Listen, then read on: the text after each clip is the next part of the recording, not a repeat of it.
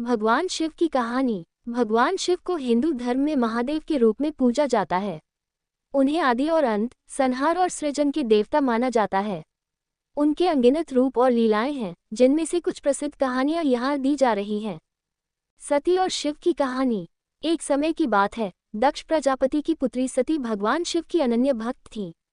सती शिव से विवाह करना चाहती थी, लेकिन उनके पिता दक्ष शिव को पसंद नहीं करते थे क्योंकि शिव का रूप साधारण और अलग था। वे गले में सांप धारण करते थे, शरीर पर भस्म लगाए रहते थे और शमशान में रहते थे। लेकिन सती ने तपस्या करके भगवान शिव को प्रसन्न किया और उनसे विवाह किया। कुछ समय बाद दक्ष ने एक यज्ञ का आयोजन किया और सभी देवताओं को बुलाया, लेकिन भगवान शिव और सती को आमंत्रित नहीं किया। सती अपने पिता के इस व्यवहार से बहुत आहत हुई और शिव की इच्छा के विरुद्ध अपने पिता के यज्ञ में शामिल होने चली गई। वहां दक्ष ने भगवान शिव का अपमान किया। सती यह अपमान सहन नहीं कर सकी और यज्ञकुंड में कूदकर प्राण त्याग दिए। ये खबर जब भगवान शिव को मिली तो वे अत्यंत क्रोधित हुए।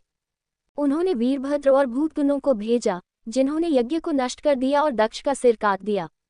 बाद में सभी देवताओं के निवेदन पर भगवान शिव ने दक्ष को पुनर्जीवित किया, लेकिन उसका सिर बकरे के सिर से बदल दिया। इसके बाद भगवान शिव सती के मृत शरीर को लेकर तांडव करने लगे, जिससे संपूर्ण ब्रह्मांड संकट में आ गया। तब भगवान विष्णु ने सती के शरीर को चक्र से 51 हिस्सों में काट दिया, जो पृथ्वी पर विभिन्न स्थानों पर गिरे और इन्हें शक्तिपीठ के रूप में पूजा जाता है। समुद्र मंथन और शिव का विषपान। समुद्र मंथन की कथा भी भगवान शिव से जुड़ी एक महत्वपूर्ण कहानी है। देवताओं और असुरों ने अमृत प्राप्त करने के लिए समुद्र मंथन का आयोजन किया। मंथन के दौरान सबसे पहले कालकूट विष हलाहल निकला, जो इतना विषैला था कि उसने पूरे ब्रह्मांड को जलाना शुरू कर दिया। देवता और असुर दोनों ही इससे भयभीत हो गए और भगवान शिव से सहायता की प्रार्थना की।